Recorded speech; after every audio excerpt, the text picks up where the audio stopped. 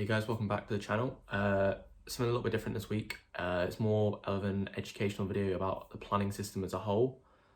And this will actually cover how to get household plan permission in the UK.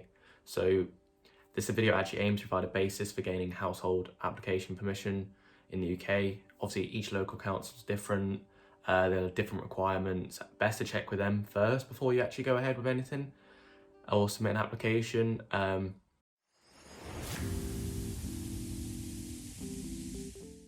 So prior to submitting a planning application, there's a few things you need to decide upon.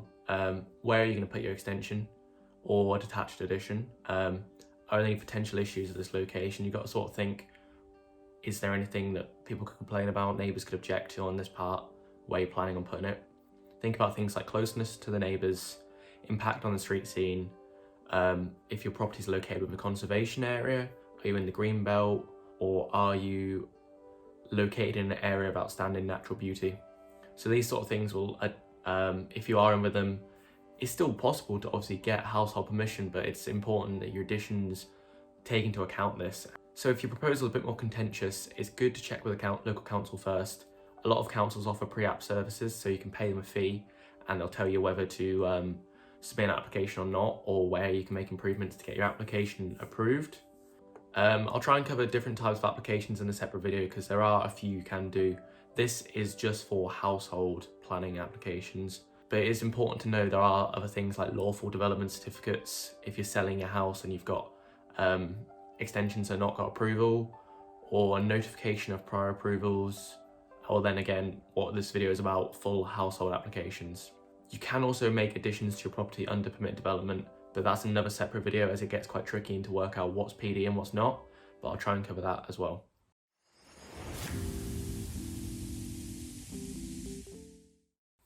So the requirements for your application, there are actually a standard set of things you need to provide in order to get plan permission, and this is provided to the council. So if your application isn't valid first time, it can actually cause delays in getting plan permission. Therefore, it's easier to make sure it's right before you submit. So this will run through the number of requirements to submit your planning application. So these are a complete application form, a location plan showing your property and surrounding properties. This should be at a scale of 1 to 1,250 or 1 to 2,500.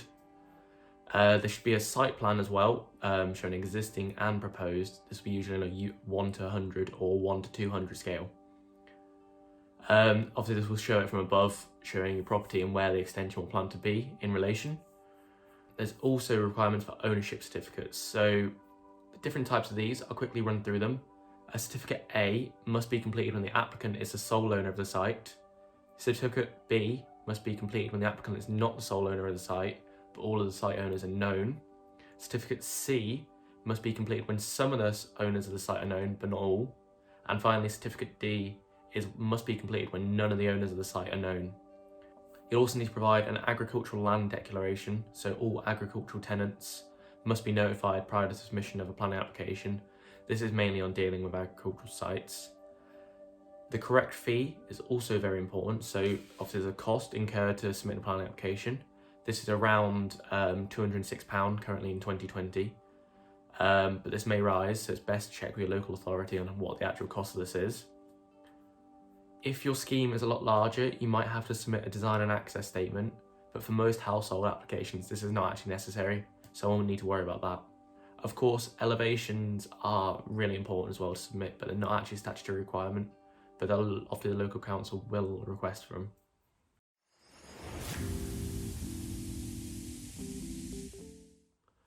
So the planning application process, so you've got all your documents, you've submitted them to the council, now what?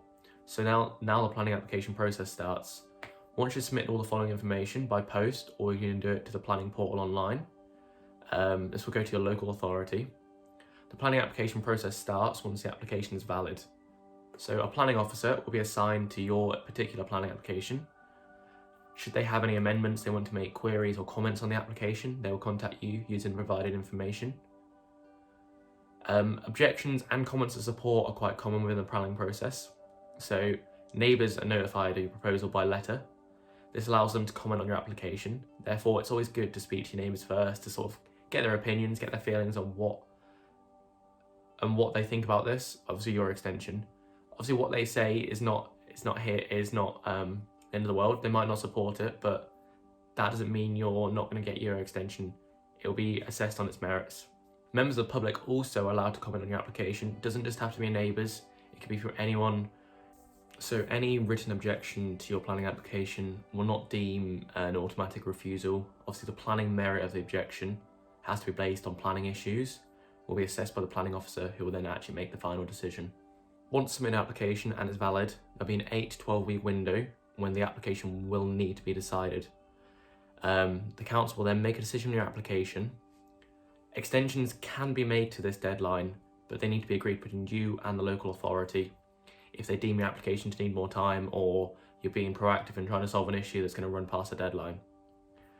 The council will then issue a decision to you. If this is an approval, once you receive your notice of approval, you can start construction. If you receive a refusal, there are some steps you can take.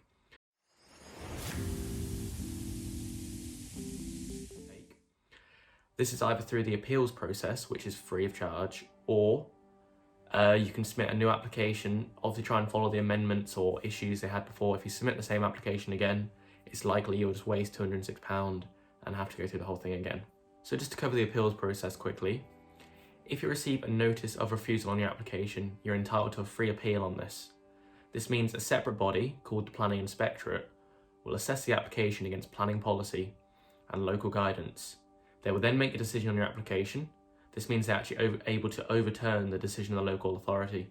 If the planning inspector thinks your proposal is acceptable, in line with your council's policy, then it will be overturned and you'll be able to construct this with a new decision notice. This is only if the planning inspectorate deem the local authority did not apply their own policy correctly. Therefore, this is not a guaranteed decision change. This is a process that can actually take longer than a planning application. It's vital if you feel you've had an unfair decision. So yeah, thanks for watching this. This is just a brief overview of the planning application process and how to get household plan permission. So I hope you enjoy it.